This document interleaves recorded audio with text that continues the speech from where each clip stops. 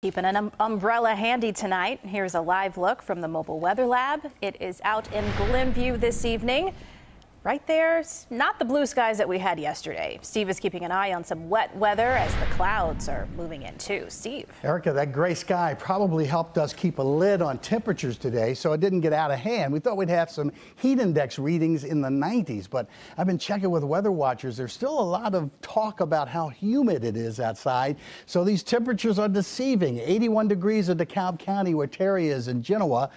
He says high overcast, just like the pictures out of Glenview, all day, and humid. That dew point up at 75 degrees. What about the city? Maybe you're coming toward the downtown area. Always check in with Patrice to see what's going on in the West Loop. She says we're back to humid in the West Loop, so there's not much cooler by the lake going on today, so we can't find much relief if you're coming eastward. Let's go a quick stop down at Kankakee. That's David in Bourbonnais, down there where the Bears will be practicing, and man, there's that overcast, and usually around training camp time it gets to be hot and steamy outside. Let's look at the dew point to see what that's all about. When they're in the upper 60s to 70s like we have today, you start looking to see what that makes you feel like if you're going to be outside for any length of time, and when it's way up there on the chart over 65 degrees, it starts to feel uncomfortable, and that dew point reading is at that 65 level or greater. Once again, we're keeping an eye not just on the clouds but the rain to the west of us. They're moving out of Iowa, rain showers and storms. Looks like Peoria may have more issues than we have. We could have some showers and storms in the early part of the night, before 2 o'clock in the morning or so, and I think the bulk of that rain might wind up in places like Gary, where around 11 o'clock, 1 in the morning, you could have a shower or a thunderstorm nearby. Temperatures holding in the 70s all night long, and maybe feeling a little bit warmer than that.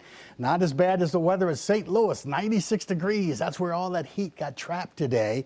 And in fact, there's a flood watch in that area because of the heaviest rain expected there. And man, from St. Louis down to Memphis and Jackson and Dallas and toward Oklahoma City, heat advisory in effect for too much hot weather there while we get a break from that. So keeping an eye on these showers, the embedded thunderstorms.